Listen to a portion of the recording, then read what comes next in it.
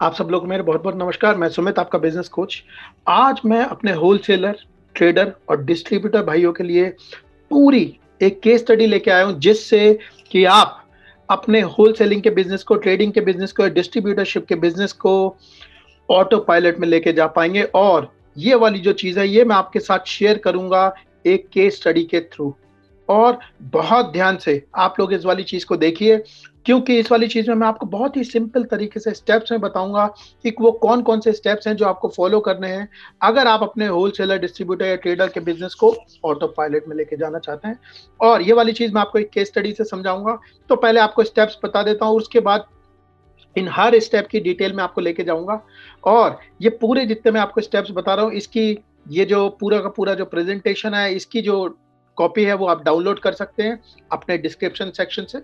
सबसे पहला जो स्टेप होता है, वो होता है design organisation, second step identify position, third create system, चौथा आइडेंटिफाई पर्सन, पाँचवां competency skill map, train, delegate, monitor और ऑटो पायलट। जैसा मैंने आपसे कहा कि इसे मैं केस स्टडी के थ्रू समझाऊँगा, तो सबसे पहले आपकी आशीष जी से मुलाकात करवाता हूँ, इनका डिस्ट्रीब्यूटर और होलसेलर का बिज़नेस था। और जब ये हमारे साथ जुड़े, तो इनके गोल्स थे कि भाई मैं अपने बिज़नेस को ऑटो पायलट में लेके जाना चाहता हूँ, क्योंकि ये ग्रोथ की तरफ ध्यान नहीं दे पाते थे और अपना सारा टाइम ऑपरेशन में बिता देते थे। और ये अपनी फैमिली के साथ भी टाइम स्पेंड नहीं कर पा रहे थे और इनका बिज़नेस भी ग्रो नहीं कर रहा था क्योंकि ये बेसिक रोज़मर्रा की फायर फाइटिंग में लगे रहते थे। इनके जो बेसिक इश्यूज़ थे वो ये थे कि भई ऑपरेशंस में बिज़ी रहना। ऑपरेशन बिज़ी रहने का मतलब कि भई ऑर्डर लेना, कहीं पे ऑर्डर में कोई गड़बड़ हो गई तो ऑर्डर नहीं ऑर्डर सप्लाई नहीं कर पाना, उस आदमी से बात करना। कभी कोई ऑर्डर फुलफ़िल हो रहा है तो उसके अंदर मान लीजिए कि कोई आइटम है जो शॉर्ट है, तो परचेज़ वाले को कॉन्टैक्ट करना, उस आदमी से माल मँगाना, इन्हीं सारी चीज़ों में ये खर्च हो जाते। और इसकी वजह से क्या होता था, मेन जो एक्टिविटी है, जो कि बिज़नेस ग्रोथ की एक्टिविटी है, उस चीज़ पे ध्यान नहीं दे पाते थे। साथ में इन्हें क्रेडिट के भी इश्यूज़ थे, लोग काम नहीं कर रहे थे और ये श्योर नहीं थे कि सिस्टम्स कैसे इम्प्लीमेंट करें। इन लोगों के साथ हम लोगों ने काम करा और इनके बिज़नेस को ऑटो पायलट में लेके गए और एग्ज़ैक्टली मैं आपके सामने वाले स्टेप्स दिखा रहा हूँ, जिससे हमने इनके साथ ये वाला काम करा।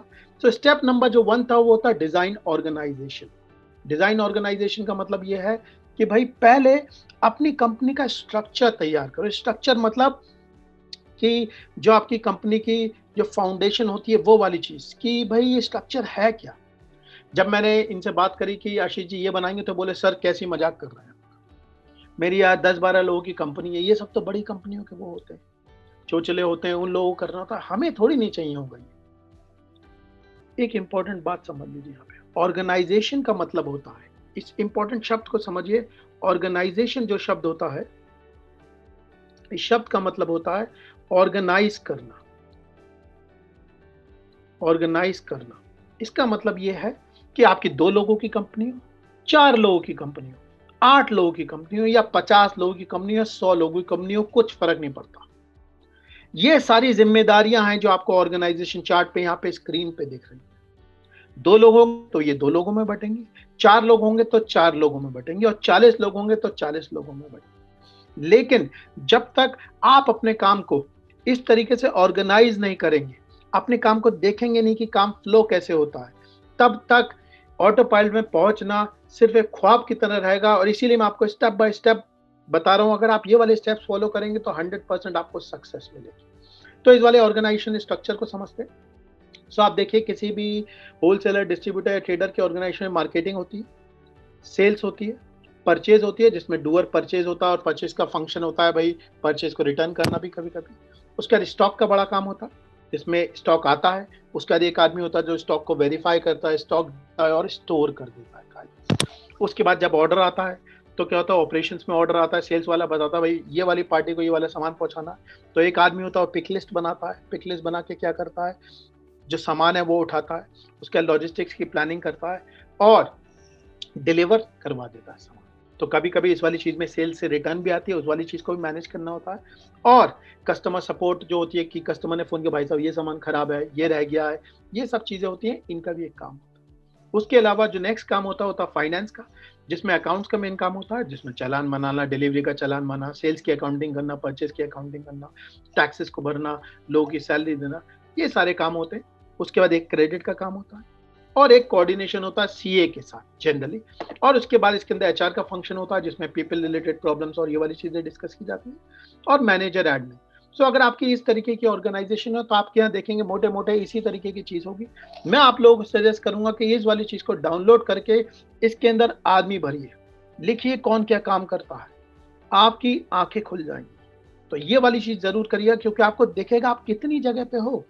इस वाली चीज का मतलब समझ लो, मैनेजर कौन है, डूअर कौन है। डूअर का मतलब जो एक्चुअली में काम करता है, मैनेजर का मतलब जो काम करवाता है। सो जब आशीष जी के साथ काम किया तो सबसे पहले हमने इस ऑर्गेनाइजेशन पे गए, और इस ऑर्गेनाइजेशन के साथ हमने सबसे पहले ये स्ट्रक्चर लिखा, कौन कौन कहाँ पे, उनके लोग किस तरीके से इंगेज्ड हैं। सो ये होता है आपका स्टेप 1 जो आपको करना होता है इस वाली चीज के लिए। इससे पहले मैं स्टेप 2 पे पहुंचूं, आप लोगों को ये बताना चाहता हूं कि YouTube पे हमारी एक डेडिकेटेड प्लेलिस्ट है जो कि हमने मैन्युफैक्चरर्स के हिसाब से, होलसेलर के हिसाब से, रिटेलर के हिसाब से और सर्विसेज के बिजनेस के हिसाब से बनाई है। तो आप क्या कर सकते हैं, हमारे चैनल पे प्लेलिस्ट में जा सकते हैं, और प्लेलिस्ट में अगर आप मैन्युफैक्चरर हैं तो वो वाली प्लेलिस्ट ढूंढिए, उसमें आपको मैन्युफैक्चरर रिलेटेड जो कि सिर्फ मैन्युफैक्चरर को केटर करते हैं उस तरीके के वीडियो, होलसेलर के वीडियो, रिटेलर के वीडियो, ये सारी चीज मिलेगी। सो वापस आता हूँ डिस्कशन पे।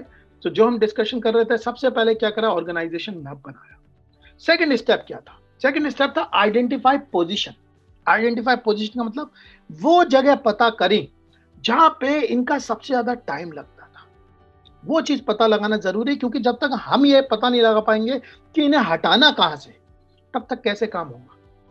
सो ये वाली सेकंड एक्टिविटी आपको पता लगाना पड़ेगा कि मेरे इस पूरे जो ऑर्गेनाइजेशनल स्ट्रक्चर है, इस वाले स्ट्रक्चर में कौन सी ऐसी जगह है जहां पे मैं बिजी हूं। सो इसके लिए एक टूल आता है जिसे हम कहते हैं डेली एक्टिविटी टू ट्रैकर। ये वाली चीज का आपका लिंक मिल जाएगा, इस वर्कबुक में मिल जाएगा लिंक, और आपको डिस्क्रिप्शन में भी मिल जाएगा। और इससे रिलेटेड एक वीडियो है जिसकी डिटेल्स मैंने वर्कबुक में डाल दी है, आप उसे देख सकते हैं।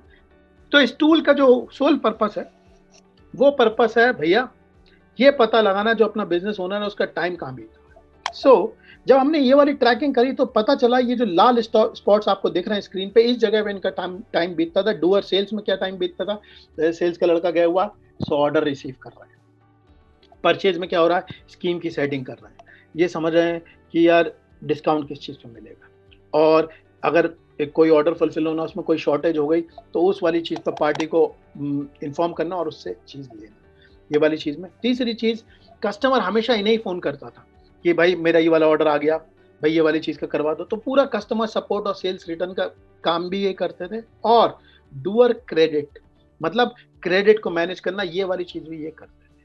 अब आप देखेंगे ये जो काम करते थे सुपरमैन की तरह काम कर रहे थे, और इनका पूरा दिन इस चीज़ में खर्च हो जाता था। अब क्योंकि इनका पूरा दिन इस चीज़ में खर्च हो जाता था, सो जो मेन काम होते हैं ग्रोथ के, मार्केटिंग और सेल्स वाले, ये वाले काम ये नहीं कर पाते थे, और इसीलिए बहुत ज़रूरी था कि ये इस वाली चीज़ से क्या हो जाए, आज़ाद हो जाए।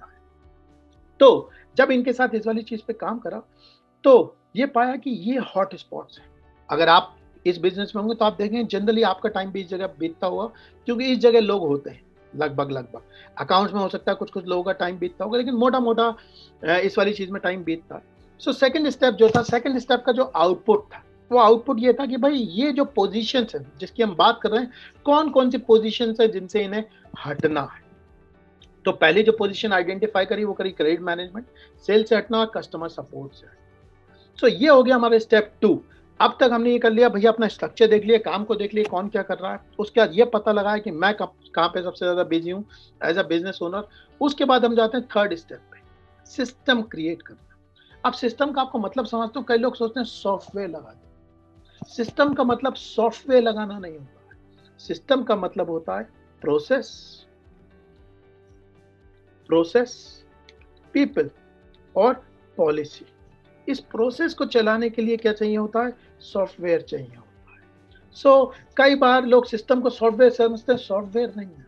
सिस्टम का मतलब है कि भाई मान लीजिए डूअर क्रेडिट की कुर्सी है, इस डूअर क्रेडिट पे क्या क्या काम होते हैं भाई। कस्टमर की रैंकिंग होती है, एज डेट रिपोर्ट निकलती है, उस रिपोर्ट से फॉलो अप होता है। तो जितने काम इस कुर्सी से रिलेटेड, पोजीशन से रिलेटेड होते हैं वो काम होते हैं। उसके बाद वो काम किस तरीके से सिस्टम से करे जाएंगे, क्या प्रायोरिटी का ऑर्डर होगा, ये वाली चीज आपकी पॉलिसी होगी, और कौन आदमी काम करेगा। सो आपके एग्जाम्पल के लिए इनके ऑर्गेनाइजेशन में सबसे पहले क्रेडिट मैनेजमेंट का सिस्टम और ये ऑर्डर मैनेजमेंट का सिस्टम। ऑर्डर मैनेजमेंट के सिस्टम में इनका डूअर परचेज कि वो जो ऑर्डर है इनका वो किस जगह पे है। मतलब हो सकता है कोई ऑर्डर आया हो, उस ऑर्डर पे मान लीजिए 10 आइटम हो, 10 आइटम में से सिर्फ 6 आइटम थे, 4 आइटम खरीदने पड़े, तो क्या हो गया, ऑर्डर फंस गया। अब ऑर्डर फंस गया, इस ऑर्डर का किसी को पता ही नहीं है। फिर कस्टमर ने फोन किया, अरे भाई साहब वो ऑर्डर भेजा था आपको, तो आप देखें अरे वो कहाँ है, अरे वो परचेज वाले के पास है, तो परचेज वाले के पास जाके फॉलो अप होगा। इस सारी चीज में ना फंसने के लिए, ये वाली एफिशिएंसी बिल्ड करने के लिए यहाँ पे ऑर्डर मैनेजमेंट सिस्टम, ये बहुत ही की सिस्टम है होलसेलर, ट्रेडिंग और डिस्ट्रीब्यूटर बिजनेस के लिए। सबसे पहले आपको इसी सिस्टम पे काम करना चाहिए क्योंकि ये आपको आजादी दे देता है। तो इस सिस्टम को इंप्लीमेंट किया। सो 3 स्टेप हो गए, ऑर्गेनाइजेशन बनाई, पता लगाया कहाँ पे बिजी है। थर्ड स्टेप, उस जगह पे सिस्टम फिक्स किया। उसके बाद जो चौथा इंपॉर्टेंट स्टेप है वो है आदमी, आइडेंटिफाई पर्सन। आइडेंटिफाई पर्सन का क्या मतलब है? आइडेंटिफाई पर्सन का मतलब है यार वो कौन आदमी है जो इस सिस्टम का ओनर बनेगा। ओनर मतलब जवाबदारी किसकी होगी इस वाली चीज में, कौन देगा इस वाली चीज का जवाब, कि कौन करेगा ये वाला काम। ये जवाबदारी जो है ये बहुत इंपॉर्टेंट चीज है, और ये जवाब कौन देगा ये बहुत ही इंपॉर्टेंट की एलिमेंट है। क्योंकि आपको ओनर चाहिए, तो आपको ये मतलब नहीं है यार इस ऑर्डर के ऑर्डर के उसमें घुसे। एक आदमी होना चाहिए जिससे आप पूछा यार मुझे बताओ, पार्टी बार बार तुमसे कह रही है ये ऑर्डर कब आएगा, सारे उसके नीचे के काम इस आदमी की जिम्मेदारी होती है। तो ये पर्सन आइडेंटिफाई करा। कई बार आपको ये वाला जो आदमी है अंदर से बनाना पड़ेगा, कई बार आपको इसको हायर करना पड़ेगा, तो वहां पे आपके थोड़ा सा सिस्टम लगता है, कोर टीम का सिस्टम या आपका हायरिंग का सिस्टम। लेकिन ये चौथा स्टेप है जिसमें आपने कायदे के आदमी को ढूंढना, मतलब right person at the right place, सही आदमी का चुनाव करना है। क्योंकि अगर आप गलत आदमी को किसी को भी पकड़ा उठा के रख दिया, इससे काम नहीं होगा। इसका टेस्ट ये है कि अगर आपने किसी आदमी को उठा के उस जगह पे रखा और फिर भी आपको उस काम में इन्वॉल्व होना पड़ रहा है, इसका मतलब आप ये वाला काम सही से नहीं कर पा रहे। सो जो चौथा स्टेप होता है वो होता है आइडेंटिफाई पर्सन। उसके बाद जब आपने पर्सन आइडेंटिफाई कर लिया तो पांचवी चीज होती है competency skill map. Competency skill map का क्या मतलब है? कॉम्पिटेंसी स्किल मैप का मतलब है जैसे क्रेडिट की कुर्सी है, भाई क्रेडिट में जुड़े हुए कितने काम है, ABCDE। अच्छा, तो ये जो आदमी है, जिस आदमी को हम इस कुर्सी पे बैठाना चाह रहे हैं या जिसे ओनर बनाना चाह रहे हैं, उसके पास इसमें से कौन सी स्किल है। तो ये पता लगाना कि उसके पास कौन कौन सी स्किल है। उसके पास सारे स्किल्स होनी चाहिए इस कुर्सी के सारे काम कर लेने के लिए, इस पोजीशन के सारे काम कर लेने के लिए। क्योंकि अगर ये वाली चीज आप नहीं करेंगे तो क्या होगा, भूल चूक हो गया, आप हमेशा भरपाई करते रहेंगे, हमेशा वो कुछ ना कुछ आपसे पूछता रहेगा, आप हमेशा कुछ ना कुछ उसे हमेशा बताते रहेंगे। इसीलिए ये वाला जो स्टेप है इसे मिस मत करिएगा। स्किल मैप का मतलब है कुर्सी से जुड़ी हुई स्किल्स। मतलब मान लीजिए मैं यहाँ पे बताता हूँ ABCDE, 5 स्किल्स चाहिए, राइट। सो 5 स्किल्स अगर चाहिए तो ए इसके पास है, बी में ये कैसा है, सी में ये कैसा है, डी में ये कैसा है, और ई में ये कैसा है। ये पांचों चीजें जो है इसकी क्लैरिटी होनी चाहिए। ये ऑर्डर में भी होगी और क्रेडिट में भी होगी। क्योंकि अगर आप ये स्टेप नहीं करेंगे तो क्या करेंगे, हमेशा इस चीज में घुसे रहेंगे। तो आपको ये वाला स्टेप करना होगा कि सारी स्किल लगाएं, उसका रेट किया ये इस स्किल में कैसा, यहाँ से क्या निकलेगा, यहाँ से आपका नेक्स्ट स्टेप निकलेगा और वो होगा ट्रेनिंग गैप। मतलब हो सकता है इसका ABC स्किल थी लेकिन D और E स्किल नहीं थी, तो आपको क्या करना पड़ेगा, उस आदमी को D और E में ट्रेन करना पड़ेगा। और जब आप उसे ट्रेन करेंगे तो ट्रेन करने के साथ आपको क्या करना पड़ेगा, ये देखना पड़ेगा भाई इसे ये वाली स्किल आ गई कि नहीं। क्योंकि जब तक उसे ये स्किल नहीं आएगी तब तक आप उस वाली चीज में परेशान हो।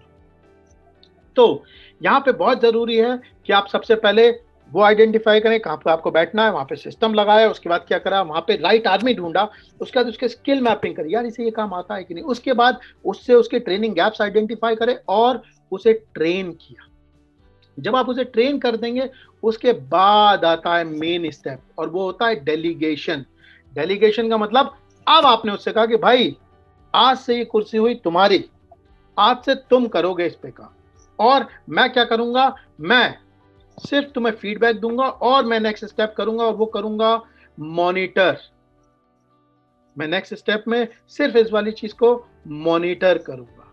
ताकि मैंने जो नियम बनाए, मैंने जो पॉलिसी बनाई है, वो चीजें फॉलो हो रही हैं कि नहीं हो रही। जैसे रोड ट्रैफिक में होता है, जैसे ट्रैफिक कंट्रोल जब होता है तो सरकार चाहती है कि आप लाल बत्ती पे ना जाए, तो क्या करती है, लाल बत्ती पे कैमरा लगा देती है। सरकार चाहती है आप ओवर स्पीडिंग ना करें, तो क्या करती है, ओवर स्पीडिंग के कैमरा लगा देती है। तो पहले वो आपको नियम बताती है, सिखाती है, और तीसरे लेवल पे मॉनिटरिंग करती है, क्योंकि अगर आप मॉनिटरिंग नहीं करेंगे तो लोग अपनी मन मर्जी करना शुरू कर देंगे।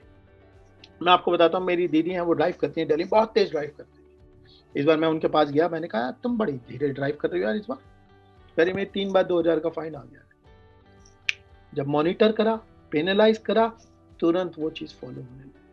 सो ये वाली जो चीज है, ये स्टेप्स हैं, ये बहुत ही जरूरी स्टेप्स हैं जो आपको फॉलो करने हैं इस वाली चीज के लिए। आपको फिर से बता रहा हूँ, अगर आप इसमें से किसी भी स्टेप को भूल जाएंगे, आप चीजों को ऑटो पायलट में लेके नहीं जा पाएंगे, क्योंकि ऑटो पायलट में चीजें वन बाय वन जाती। एक कुर्सी पकड़ी, उसके साथ ये वाला काम करा। क्या करा, सबसे पहले पता लगाया कौन सी ऑर्गेनाइजेशन मैप बनाया, ताकि आप पता लगा सकें काम को कैसे ऑर्गेनाइज करना है। उसके बाद किस किस जगह पे बिजी हैं आप, वो जगह पता लगाई। इसके लिए मैंने आपको डेली एक्टिविटी ट्रैकर टूल दिया है, उसका लिंक आपको इस वर्कबुक में मिल जाएगा। क्रिएट ऑर्गेनाइजेशन का पूरा मैप आपको इस वर्कबुक में मिल जाएगा। उसके बाद सिस्टम्स बनाए ताकि उस काम को आप रिपीट करवा सके, क्योंकि अगर आप किसी काम को रिपीट नहीं करवा सकते, ऐसा नहीं बना सकते कि दूसरा आदमी रिपीट कर ले, तो नहीं होगा। तो सिस्टम्स में क्या होगा, उस कुर्सी से जुड़े हुए काम जो होने, और उन कामों को चलाने के लिए जो सिस्टम्स, ये। उसके बाद क्या करा, अपने आदमी को आइडेंटिफाई करा, ये आदमी है जो मुझे लगता है जो मुझे इस कुर्सी से फ्री करेगा। उसके बाद उस कुर्सी पे वो जो काम आपने बनाए थे कि इस कुर्सी पे ये सारे काम होने चाहिए, उसकी कॉम्पिटेंसी मैपिंग करी उसमें कि यार इसमें ये किस किस काम में कैसा है। और उसके बाद वो जो गैप्स थे उस पर उसे ट्रेन किया, और उसके बाद डेलीगेट करके ये वाली जो चीज़ है ये उनको दे दी। जैसे मैंने आप लोगों से कहा, इस वाली वर्कबुक को आप लोग डाउनलोड कर सकते हैं, ये आपके बहुत काम में आएगी, क्योंकि इसके अंदर मैंने सारी चीज़ें डाल दी हैं, और आप इसे यूटिलाइज करके अपने बिजनेस को ऑटो पायलट में लेके जा सकते हैं। अगर आपको किसी मदद की जरूरत हो तो वो वाली चीज भी आपको इस वर्कबुक में मिल जाएगी। मेरे अगले वीडियो तक के लिए आपको बहुत बहुत नमस्कार। Thank you very much. अगर आप अपने बिजनेस पे एक्टिवली काम करना चाहते हैं और अपने बिजनेस को 2 से 3 गुना ग्रोथ देना चाहते हैं, वो भी कम से कम टाइम में और कम से कम पैसे लगाकर, तो आप मेरे साथ पर्सनली काम कर सकते हैं और मेरा एक्सपीरियंस इस्तेमाल करके अपने बिजनेस को नई ऊंचाइयों पे पहुंचा सकते हैं। थोड़ा सा मैं अपने बारे में बता देता हूं। हमारी कंपनी थी एड्यूरेका, जिस कंपनी को हमने 0 से लेके 250 करोड़ तक पहुंचाया था, वो भी 4 साल में, और वो भी बिना किसी फंडिंग के। ये जर्नी एक बहुत ही खूबसूरत जर्नी थी और इसने मुझे बहुत सारी चीजें सिखाई। इसी वाली चीज से सीख के मुझे समझ में आया कि अगर आपको नेक्स्ट लेवल पे जाना होता है तो आपको 5 चीजों का चैंपियन बनना पड़ता है। वो 5 चीजें कौन सी हैं? सबसे पहली चीज, मार्केटिंग का चैंपियन, सेल्स का चैंपियन, पीपल का चैंपियन, सिस्टम का चैंपियन और मैनेजमेंट का चैंपियन। आपको ये 5 चीजों पे चैंपियन बनना पड़ेगा, तो आप देखेंगे ऑटोमेटिकली आपका बिजनेस ग्रो होना शुरू हो जाएगा। इसी के लिए मैंने एक प्रोग्राम डिजाइन किया है जिसे मैं ग्रो योर बिजनेस प्रोग्राम कहता हूं। इसके 2 मेन पार्ट हैं। सबसे पहला जो पार्ट है वो है ग्रोथ का पार्ट, और जो दूसरा पार्ट है वो है सिस्टम्स का पार्ट। तो ग्रोथ के पार्ट में हम 2 चीजें कवर करते हैं, जिसमें पहला पार्ट होता है मार्केटिंग। इसका मतलब आपके बिजनेस में ज्यादा से ज्यादा कस्टमर कैसे लेके आए जाएं, क्योंकि जब कस्टमर आएंगे तो सेल भी होगी। सेकेंड लेवल पे सेल्स, इसमें हम इस चीज पे काम करते हैं कि सेल्स के कन्वर्जन कैसे बढ़ाए जाए। 100 आदमी आ रहे हैं तो ज्यादा से ज्यादा को कैसे कन्वर्ट किया जाए, तो इसके लिए क्या स्ट्रैटेजी होनी चाहिए, क्या हमारी स्क्रिप्ट होनी चाहिए, कैसे हमें बात करनी चाहिए ताकि कम से कम रिजेक्शन हो, हम ज्यादा से ज्यादा सेल कर सकें। एक बार जब हम ग्रोथ का पार्ट कवर कर लेते हैं, उसके बाद हम सेकंड पार्ट पे पहुंचते हैं जिसे मैं सिस्टम्स का पार्ट कहता हूं। इसके 3 मेन हिस्से होते हैं। जो पहला हिस्सा होता है वो होता है मैनेजमेंट का हिस्सा, कि मैं ऐसा क्या करूं कि 1 से 1.5 घंटे में अपने काम को मैनेज कर सकूं और ग्रोथ पे काम कर सकूं। जो सेकंड हिस्सा होता है वो होता है पीपल का हिस्सा, क्योंकि जब मुझे बड़ा होना होता है तो मुझे लोग चाहिए होते हैं। लोगों से कैसे काम करवाना है, लोगों को हायर कैसे करना है, कम और अनस्किल्ड लेबर से कैसे काम लेना है, ये सारी चीजें हम इस चीज में कवर करते हैं। और उसके बाद सिस्टम्स, क्योंकि आपको अगर नेक्स्ट लेवल पे जाना है तो आपको अपने सिस्टम को ऑटो पायलट में पहुंचाना पड़ेगा और इस तरीके से काम करना पड़ेगा कि आप मौजूद ना हो तब भी आपके बिजनेस पे इम्पैक्ट ना। इस प्रोग्राम की एक खासियत और है, आपको अपनी ग्रोथ के लिए ऐसी स्ट्रैटेजीज और फ्रेमवर्क चाहिए होते हैं जो आपके बिजनेस के लिए काम कर सके। तो इस प्रोग्राम की यही खासियत है कि ये किसी भी बिजनेस के लिए कस्टमाइज्ड प्रोग्राम है। या तो आपका गुड्स का बिजनेस हो सकता है जिसमें आप रॉ मटेरियल प्रोड्यूसर हो सकते हैं, सप्लायर हो सकते हैं, ट्रेडर हो सकते हैं, मैन्युफैक्चरर हो सकते हैं, ब्रांड के ओनर हो सकते हैं, डिस्ट्रीब्यूटर हो सकते हैं या रिटेलर हो सकते हैं। या आपका सर्विस का बिजनेस हो सकता है जिसमें आप कोई प्रोफेशनल सर्विस दे सकते हो जैसे CA, accountant, consultant, digital marketing. या ऐसा हो सकता है कि आपका रेस्टोरेंट हो या प्रोफेशनल सर्विसेज हो, इसमें पूरी सर्विसेज भी कवर है। इन सब के लिए आपको अपनी कस्टमाइज वर्कबुक्स मिलती हैं, आपको अपने कस्टमाइज स्ट्रैटेजीज और फ्रेमवर्क मिलते हैं जो आपके बिजनेस के लिए जरूरी होते हैं। इस बात पे हमने बहुत ज्यादा ख्याल रखा हुआ है ताकि आपको इस प्रोग्राम में अपने बिजनेस के लिए कस्टमाइज ग्रोथ प्लान मिले जो कि आपके बिजनेस के लिए एप्लीकेबल हो। इस प्रोग्राम की एक खासियत और है, आप कई बार चीजों को सुन तो लेते हैं, कई बार समझ भी लेते हैं, लेकिन आपने देखा होगा फिर भी रिजल्ट नहीं आता। और वो रिजल्ट इसलिए नहीं आ पाता क्योंकि आप उन चीजों को अपने ऊपर अप्लाई नहीं कर पाते। तो जब तक एप्लीकेशन नहीं होगा रिजल्ट नहीं आएगा। तो इसीलिए हमने इस बात पे बहुत ध्यान रखा है कि जैसे ही आप एनरोल कराते हैं आपको आपका एक पर्सनल कोच मिल जाता है जो आपको असाइन हो जाता है और आपकी ग्रोथ जर्नी में आपके साथ खड़ा रहता है और इस बात का बहुत ज्यादा ध्यान रखता है कि जो भी चीज आप सीख रहे हैं वो आप अपने बिजनेस में अप्लाई कर सके, हैंड होल्डिंग कर सके। क्योंकि आप सीख लेंगे, समझ लेंगे, लेकिन अप्लाई नहीं करेंगे तो रिजल्ट नहीं आएगा और रिजल्ट नहीं आएगा तो हमारा मकसद पूरा नहीं होगा। इसीलिए जैसे आप ज्वाइन करेंगे आपको एक पर्सनल कोच असाइन हो जाएगा जो कि इंश्योर करेगा कि आप अपनी ग्रोथ पे काम कर रहे हैं और जहां जहां आपको मदद की जरूरत है वहां पे आपको वो मदद दी जा रही है। ये प्रोग्राम एक लाइव ऑनलाइन प्रोग्राम है, इसे आप अपने फोन से कहीं से भी ज्वाइन कर सकते हैं और कभी भी ज्वाइन कर सकते हैं। दूसरी खासियत यह है इस लाइव प्रोग्राम की कि इस लाइव प्रोग्राम की रिकॉर्डिंग्स भी आपको दे दी जाएंगी ताकि आप उन्हें बार बार देख सकें और उससे फायदा उठा सकें, क्योंकि इसमें इतनी सारी नॉलेज होती है कि आप उसमें से बार बार देख के हर बार कुछ ना कुछ इंपॉर्टेंट इंफॉर्मेशन निकाल सकते हैं। इसलिए आपको पूरी रिकॉर्डिंग्स दे दी जाएंगी। इसके साथ आप एक बार जब प्रोग्राम ज्वाइन कर लेते हैं तो आपको इस प्रोग्राम की पूरी लाइफ टाइम एक्सेस मिलती है। इसका मतलब आप जितनी बार चाहें उतनी बार ये प्रोग्राम ज्वाइन करें और उसके लिए कोई फीस नहीं होती। तो आइए और बार बार इस प्रोग्राम को ज्वाइन करें। इस चीज के बारे में आप और जानना चाहते हैं तो आप डिस्क्रिप्शन सेक्शन में जा सकते हैं जो कि नीचे है और वहां पे फॉर्म भर सकते हैं जिससे हमारे जो कंसल्टेंट है वो आपको कॉल कर लेंगे और आपको बता देंगे कि आपकी इस वाले प्रोग्राम से मदद हो पाएगी और हो पाएगी तो कैसे हो पाएगी। आप ब्रोशर भी डाउनलोड कर सकते हैं जिसके अंदर जो जो मैंने बोला है उसकी की सारी डिटेल मौजूद है।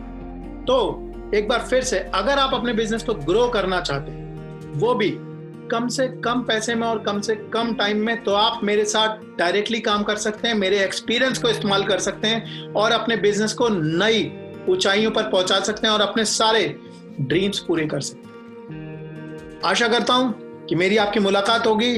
आई look forward to see you. Thank you very much. Bye bye.